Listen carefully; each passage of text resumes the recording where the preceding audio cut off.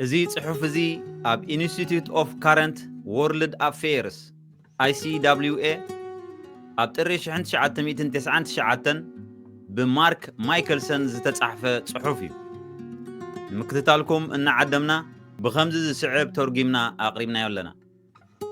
ዓሰብ ደሴት እያ ቃል ብቓሉ ማለተይ ግን ኣይኮንኩን። ምቅይያር ፖለቲካዊ ጂኦግራፊያዊ ቴክቶኒክ ግን ብገለ መንገዲ ንዓሰብ ካብ ኤርትራ ፈሊዋ ኣሎ። ምስ ኣዲስ ኣበባ ዝነበራ ጥቡቕ ርክብ ብሰንኪ ዝግጭት ተቋሪጹ ኣሎ።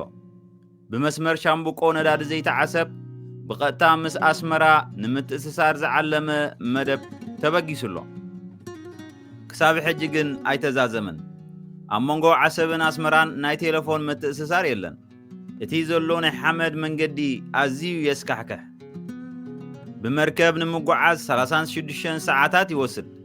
ሓድሽ ትካል መንገዲ ኣየር ቀይሕ ባሕሪ ቀረብ ኣገልግሎት በረራ ናብ ዓሰብ ጀሚሩ እንተኾነ ግን ኣብ ሰሙን 2 ግዜ ጥራዩ በረራ ዘካይድ። ከም ውፅኢት ናይዚ ዓሰብ ሎሚ ብመሰረቱ ካብ ክልቲኤን ሃገራት ተነፂላ ትርከብ።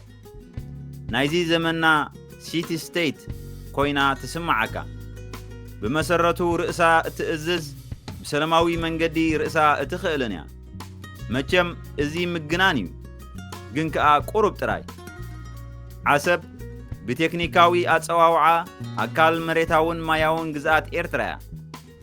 እንተ እቶም ኣመሓደርቲ ግን ካልእ ዘመሓድሮም ካብ ዓሰብ ዝወፀ በዓል ስልጣን ከም ዘሎ ዝፈልጡ ኣይመስሉን። ብዘይካ ንርእሶም ልኡላውያን ገዛእቲ ናይቲ ዘመሓድርዎ ንኣሽቲ ጉልቲ ሓሲቦም ንኻልእ ተሓተቲ ዘይኮኑ መሲሎም ይዋስኡ። ኣብ ዓሰብ ኣብ ዝነበረኒ ናይ ሓደ ሰሙን ፃንሖት ብቐጻሊ ቢሮክራስያዊ ዕንቅፋት በፂሕኒ እዩ። ካብ ሚኒስትሪ ዜና ኤርትራ ኣስመራ ዝተዋህበኒ ናይ ድጋፍ ደብዳቤ ተዓጢቐ ነይረ። እዚ ደብዳቤ ኣብ ዝኾነ ቦታ ክጓዓዝን ምስ ሰበስልጣን መንግስቲ ተራኺበ መጽናዕተይ ከካይድን ፍቓድ ይህበኒ። እዚ ደብዳቤ ኣብ ባይታ ቁም ነገር የብሉን። ኣብ ዓሰብ ኣብ ዝበጻሕ ኩሉ ናይ ካልእ ሃገር በዓል ስልጣን ዝሰደዶ ደብዳቤ እዩ ዝመስል። ኣብ መንጎ ኣስመራን ዓሰብን ርክብ የለን ክብል ይደፍር። ምትእስሳር ቴሌፎን ስለዘየለ ሒደት ፃውዒት ብምግባር ዝኾነ ዘይምርዳእ ከኣሊ ኣይከኣልኩን። እዚ ድማ ይፈልጡ ነይሮም። ሙሉእ ብምሉእ ኣብ ትሕቲ ምሕረቶም ነይረ። ምድላው ቀረብ መግቢ ዝተኣሳሰር ኣገልግሎት ኢኻ ክትጽመድ። ቅድሚ ምጅማር ኩናት ምስ ምዝሓል ቁጠባውን ፖለቲካውን ዝምድና ክልቲኤን ሃገራት ዓሰብ ቅድሚ ማንም ከተማያ ክትንከፍ ክኢላ ዘላ።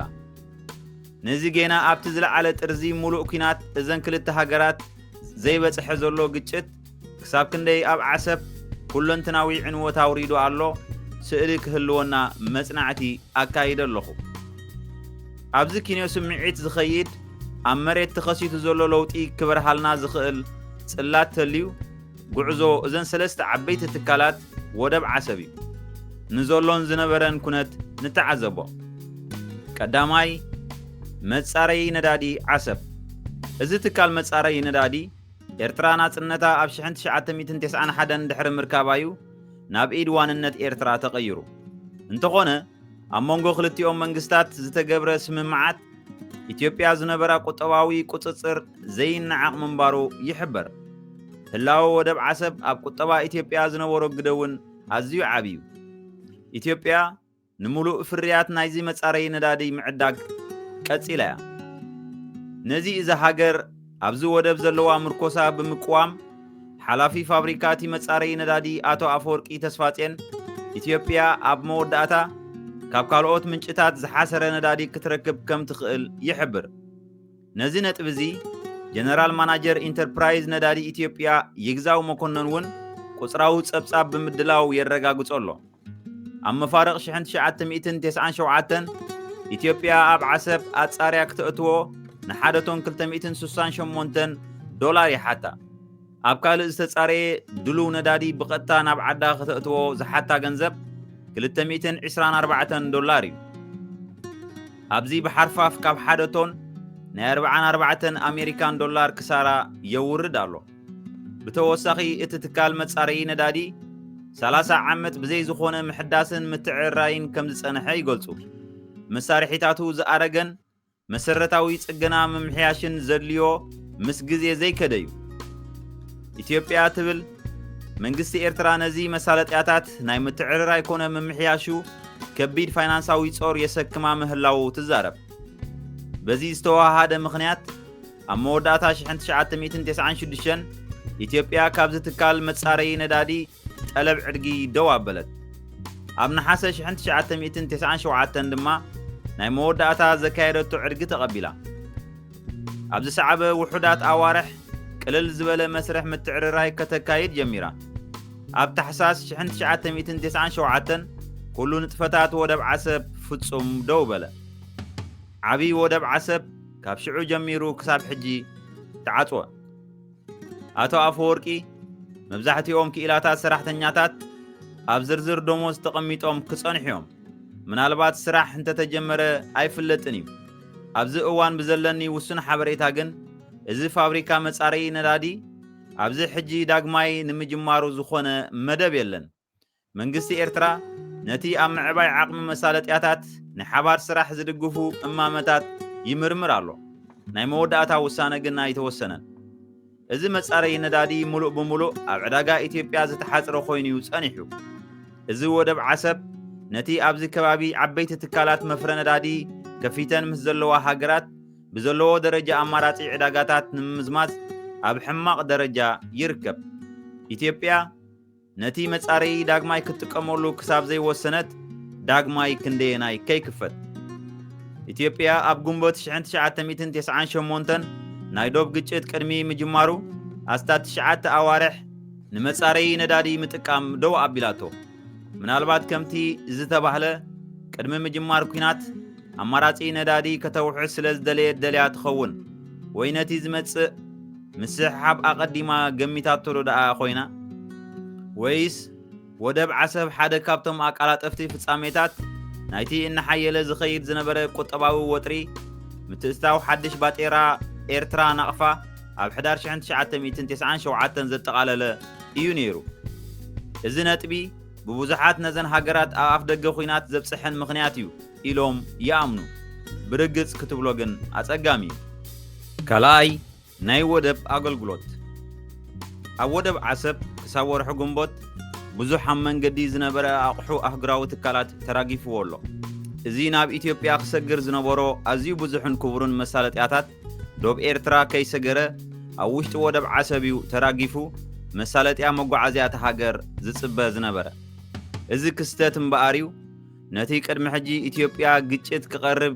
ሪኣ ኣቐዲማ ዝነበራ ተጠቃምነት መጻረይ ነዳዲ ዓሰብ ብፍቓዳ ደው ኣቢላ ዘብላ ዘሎ እዚ ወደብ ምስ ተዓጽወ ብትካል ኣህጉራዊ ልምዓት ሕቡራት መንግስታት ኣሜሪካ USAID ካብ ወጻኢ ዝኣቱ ዝነበረ ሰፊሕ ሓገዝ መግቢ ተታሒዙ ክሳብ እዛ ጽሕፍቲ ዝሕተመላ ዘሎ ግዜ ዕጫ ናይ ኩሎም ኣብ ወደብ ዓሰብ ተሃጊሩ ዘሎ ዝበላሸውን ዘይበላሸውን ኣቕሓ ክሳብ ሕጂ ኣይተፈልጠን ብ16 ታሕሳስ ናብቲ ወደብ ሓደ ንመርመራ ምብጻሕ ኣካይደ ነይረ ብዙሕ ጥርጣረ ዝፈጥር ተርእዮ ተመልኪተ ምስ ከም ኣካያዲ ስራሕ ወደብ ዓሰብ ኮይኑ ዝሰርሕ ዝነበረ ኣቶ ዳዊት መንግስቲ ኣብ ተራኺበ ብዛዕባ ጽልዋ እቲ ግጭት ኣብ ንግዳዊ ንጥፈታት ወደብ ከምኡውን ዕጫቲ ኣቑሑት ብተኸታታሊ ሕቶ ሓቲተዮ እዚ ምስ እዋን ኩናት ዘጋጠመ ፍጻሜታት ምትእስሳር ዘለዎ ሕቶ ክምልሰለይ ከም ዘይክእል ገሊጽለይ ብርግጽ እቲ ቅድሚኡ ዝነበረ ምንቅስቓሳት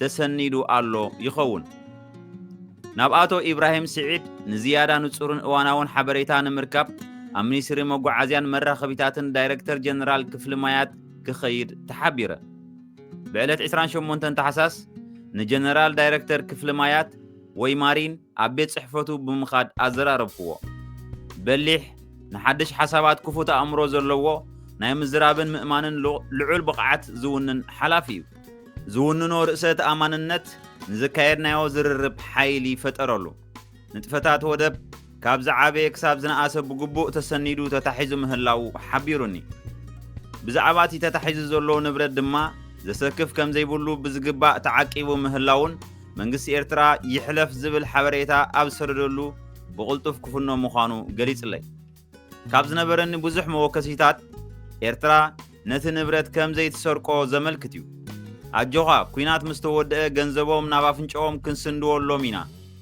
ካብ ንበልዖ ነቐዝ ይወድኣዮ ዝብል ኣካይዳ ከም ዝኽተሉ ብዙሓት ኣዕለሉኒ ኣቶ ኢብራሂም ሓፈሻዊ ሕቶ ብምሕታት ሓሳቡ ከግፍሖ ኣይደለኹን በንጻሩ ኣዝዩ ንጹር ሕቶ እየ ክሓቶ ወሲነ ጉዳይ ለዝሊ ምቸል መሓዛይ ኣካያዲት ኣብ ኣዲስ ኣበባ ዝነበረ ዘይመንግስታዊ ትካል ፓክት እያ ውልቃዊ ንብረታ ኣብ ዓሰብ ኣትሎ ክትወስደሉ ትኽእል መንገዲ ኣሎ ዶ ኣቶ ኢብራሂም ከምዚ ዓይነት ውልቃዊ ጉዳያት ብመንገዲ ሚኒስትሪ ወፃኢ ክፍሊ ኤምባሲ ክሳለጥ ከም ዝኽእል ተስፋ ሃበኒ ብዛዕባ ድሕንነትን ውሕስነትን እቲ ንብረት ግን ዝኾነ ዘሻቕል ነገር ከም ዘይብሉ ኣረጋገጸለይ ንሓበሬታ ኢብራሂም ስዒድ ጀነራል ዳይሬክተር ክፍሊ ማያት ኣብ ሚኒስትሪ መጓዓዝያን መራኸቢታትን ኤርትራ ዝተዋህበኒ መግለጺ ብወገን ኢትዮጵያ ብዛዕባ እዚ ተሃጊሩ ዝርከብ ኣቕሓ ብዙሕ እዩ ዝበሃል ዘሎ ብመንግስቲ ኤርትራ ተዘሚቱ ኣብ መሸጣ ውዒሉ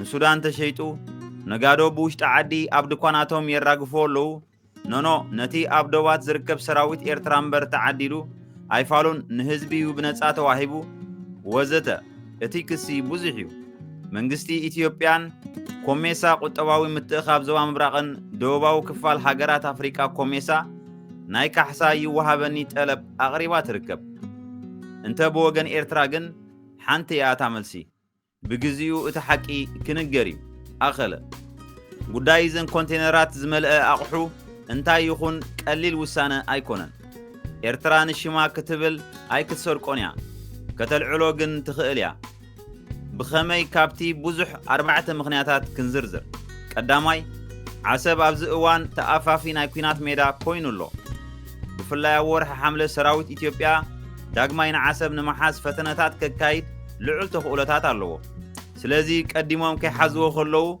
ኤርትራ ናብቲ ውሕስ ዝበለቶ ቦታ ከተጉዕዞ ምኹን እዩ ናብ ካልኣይ ምኽንያት ንስገር ኢትዮጵያ ቅድሚ ኣቑሑታ ምቕባላ እያ ተጠቃምነት ዓሰብ ኣቋሪፃ ስለዚ ዝሰዓበ ኣገልግሎት ምቕባል ኮንቴነራት ኤርትራ እያ ተሸኪማቶ ነዚ ዘይተዳለወትሉ ዕዮ ንምስልሳል ካበይ ትመውሎ ካብቲ ትቕበሎ ዘላ ሃለኽቲ ኮንቴነራት ክኸውን ኣለዎ ተዘይሓሊኹ ምስ ምንዋሕ ግዜ ኣብ ዓሰብ ክበላሾን ክጓሓፍን እዩ ስለዚ ካብ ዝጓሓፍ ንጠቀመሉ ሓደ ቅቡል ምኽንያት እዩ ሳልሳይ ነጥቢ እውን ኣሎ ብፍላይ እቲ ኣእካል ብሰንኪ ተኸፊቱ ዘሎ ኩናት ኣብ ኤርትራ ቁጠባዊ ቅልውላው ተኸሲቱ ኣሎ ነዚ ናይ ዕዳጋ ሽግር ንምፍኻስ ብመልክዕ ድጎማ ናብ ሃልኪ ውሽጣዊ ዕዳጋ ከተውዕሎ ዓብዪ ተኽእሎ ኣሎ ካብ ነዊሕ እዋን ውሕስነት ቀረብ መግቢ እዚ ሃገር ኣብቲ ካብ ኢትዮጵያ ዝኣቱ ዝነበረ ኣእካል ምንባሩ ክዝንጋዕ የብሉን ተወሳኺ ኤርትራ ነዚ ኣቕሑ ኣብ ጥቕማ ኣውዒላቶ ክትከውን ከም ትኽእል ካብ ዝምጉት ወገን ዝቐርብ ዝነበረ ምኽንያት ድማ እዚ እዩ ኤርትራ ኣብ 1997 ሓድሽ ሃገራዊ ገንዘብ ናቕፋ ኣሕተመት ኢትዮጵያ ድማ ኣብ ተመሳሳሊ እዋን ዝነበረ ባጤራኣ ብሓድሽ ኖት ቀየረቶ መንግስቲ ኤርትራ በዚ ክስተት ሚልዮናት ዶላር ዝግመት ናይ ቀድም ናይ ኢትዮጵያ ብር ኣብ ኢዱ ሒዙ ተረፈ ኢትዮጵያ ነዚ ናይ ገንዘብ ምቅያር ከምዘይ ትፍጽሞ ኣፍለጠት ግዜ ክጽበ ዝጸንሐ መንግስቲ ኤርትራ ነዚ ሕማቕ ግብሪ ኢትዮጵያ ሎሚ በዚ ሚልዮናት ዶላር ዝግመት ኣብ ኢዱ ኣትዩ ዘሎ ኣቑሑት ሕንኡ ኣይፈድን ዶ እዚ ኩሉ ዝተዘርዘረ ምኽንያት ኤርትራ ዘይንብረታ ኣልዒላዶ ትኸውን ካብ ዝብል ግምት ዝነቐለ እዩ እንተ እቲ ክውንነት ግን ምስ ግዜ ኢና ከነረጋግጾ ኣቐዲማ ኤርትራ ኣብ ልዕሊ ኣብ ኣዲስ ኣበባ ዝቕመጡ ዜጋታት ዝተወስደ ምስጓግ ብዙሕ እያ ትጠርዕ ዘላ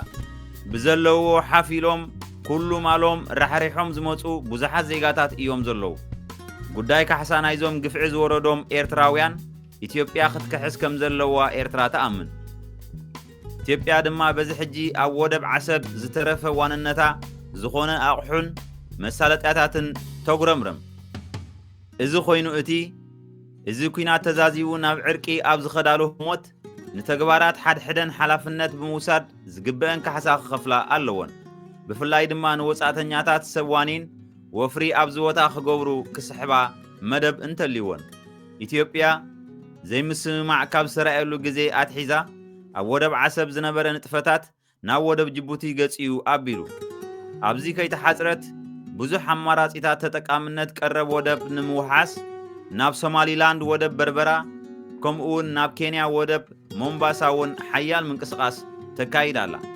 ኣብዚ ግዜ ሓደ ኣለኒ ንሱ ድማ ኢትዮጵያ ዳግማይ ክትጥቀመሉ ተዘይክኢላ ዓሰብ ናብቲ ኣቐዲማ ትህቦ ዝነበረት ደረጃ ኣገልግሎት ዳግማይ ክትህብ ትኽእል ኮይኑ ኣይስማዓንን። ሳልሳይ ትካል መፍረጨው ዓሰብ ንዝተወሰነ እዋን ብዙሕ ክሳራ እዩ ወሪድዎ፣ ግን ኣይ ከምቲ ኣብ ወደብን ትካል መጻረዪ ነዳድን ዓሰብ ዝወረደ ብልክዕ ዝዓበየ ዕዳጋ እዚ ትካል እውን ኢትዮጵያ እያ ነይራ። እንተኾነ ትካል መፍረጨው ዓሰብ ናብቲ ኣብቲ ከባቢ ዝርከባ ሃገራት ኣብ ዝሓፀረ ግዜ ዕዳጋታት ክረክብ ክኢሉ ኣብ ዝሓለፈ እዋን ካብ 60 ክሳብ 70 ሚልዮን ብር ዳርጋ 10 ሚልዮን ኣሜሪካን ዶላር ዝግመት ኣታዊ ሸየጥ የካይድ ነይሩ። ኩናት ምስ ተኸፍተ መጠን ፍርያቱ ናብ ትሕቲ ፍርቂ ወረደ። ኣብ ኢትዮጵያ ዝነበሮ ዕዳጋ ትካል መፍረጨው ዓሰብ ክንዲ ዘፍረዮ ከፍሪ ዓቕሙ ጥራይ እዩ ዝግድቦ። ስለዚ ፍርያቱ ምስ ዓለማዊ ዕዳጋ ከላሊ ኣይተበገሰን። ኣኺሉ ዝተርፍ ናይ ልዕሊ 60 ሚልዮን ተገልጋሊ ዕዳጋ ኣለዎ። እዚ ትካል ምስ ምጅማር ኩናት ኤርትራ ኢትዮጵያ ናብ ባዶ ተመሊሱ ኣቐዲሙ ዘይተፈተሾን ዘይተሓስበሉን ዕድላት ስራሕ ክፍትሽ ነይርዎ። ካብ ወርሒ ግንቦት 1989 ኣካየቲ ስራሕ ትካል መፍረጨው ዓሰብ ንኡስ ምምሕያሽ እናካየዱ ህይወት መለሱሉ። ናይ ፈለማ ኣስታት 85,000 ኩንታል ጨው ኪንዮ ኢትዮጵያ ዝኸደ ምህርቲ ሰደድ ናብ ሞምባሳ ኬንያ ለኣኹ። ወረደ ዓንደ ሚካኤል ይበሃል። ናይ ፋይናንስ ሓላፊ ትካል መፍረጨው ዓሰብ እዩ። ኣብ ወርሒ ሓምለ እዩ ካብ ኢትዮጵያ ተጠሪዙ ዓሰብ ኣትዩ። ኣይዶንጎየን ናይ ስራሕ ተመክሮ ስለ ዝጸንሖ ኣብዚ ትካል ከም ናይ ፋይናንስ ማናጀር ብምዃን ይሰርሕ ኣሎ። ምስ ምጅማር እዚ ኩናት እቲ ዝዓበየ እዚ ትካል ዘጓነፎ ጸገም ሕፅረት ዓያይ ዓቕሚ ሰብ ምዃኑ ሓቢሩኒ። መዓልታዊ ኣስታት 150 ኢትዮጵያውያን ኣብ መዓልታዊ ናይ ጉልበት ስራሕ ጥራይ ኣብዚ ትካል ተቖፂሮም ይሰርሑ ነይሮም።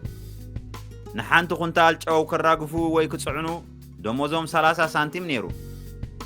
ሕጂ እዚ ዋጋ ናብ 50 ሳንቲም ንኹንታል ደይቡ። ኣብዚ እቲ ካልእ ኣቐዲሙ ብኢትዮጵያውያን ክስራሕ ዝጸንሐ ስራሕ ብዓፋር ተቐማጦ ናይ ዝኸባቢ እዩ ክስራሕ ጀሚሩ ዘሎ። ስለዚ ነዞም ሰባት ምዝ ስራሕ ዘላሊ ስልጠናታት ክምደበሎም ኣለዎ። እዚ ድማ ንባዕሉ ግዜ የድልዮ።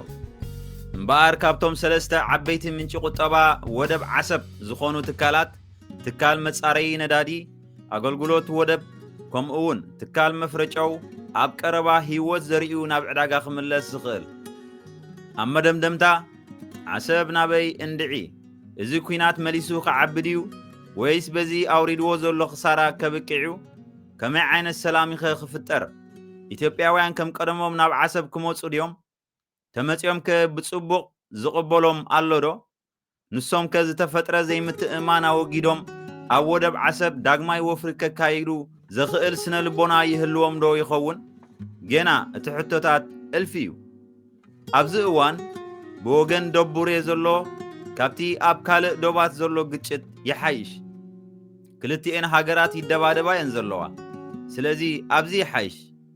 እንተኾነ ገለገለ ሰበስልጣን እዚ ዝግ ዝበለ ንፋስ ናይቲ ድሒሩ ዝመጽእ ሓያል ህወብላ ባሕሪ ምዃኑ ይዛረቡ ኣለዉ። ከምዚ ዝብልዎ ዘለዉ እዚ ሃዲኡ ዘሎ ዶብ ዓሰብ እንተ ደኣ ተዘሪጉ ዓሰብ እቲ ዝኸፍአ ደማዊ ውግእ ዝካየደላ ቦታ ዓውዶ ኺናት እያ ክትከውን። ከምቲ ኣብ መእተዊ ጽሑፈይ ዝበልክዎ ኩሉ ግዜ ዓሰብ ንእሽተይ ምስሊ ናይቲ ዓሚ ማይሮማ ዝምድና መንግስታት ኤርትራን ኢትዮጵያን እያ። በንጻር እቲ በዞም መንግስታት ዝካየድ ዘሎ ጎነፃዊ ምጉርፋት ህዝቢ እዛ ወደብ ነብሱ ካብ ፖለቲካዊ ነውፂ ኣግሊሉ ዕለታዊ ህይወት ብሓባር ክመርሕ ይቃለስ ኣሎ። ቀጻልነት ህይወቶም ኣብ ህላወ ሓድሕድ እዩ ዝምርኮስ። ብተናጸል ዝበጽሕዎ ምዕባለ የለን። እዚ ብርግጽ ኣብ ዓሰብ ጥራይ ኣይኮነን። ክልቲአን ሃገራት ተዋሂደን እየን ክሰርሓ ክዓብያ ዝኽእላ ዘለዎን እውን። እንተ እዚ ምኽፋቱ ዘይተርፎ ዝመስል ዘሎ ዓናዊ ደማዊ ኺናት መላእ ሃገር ግን ንዓሰብ ዝምሕራ ኣይኮነን፣ ንጥፍኣታ እዩ። እንተ ደኣ ብተኣምር እዚ ዛዕባታት ኲናት ጠጠው ኢሉ ወርቃዊ ዘመን ዓሰብ ዳግማይ ክመጽ እዩ።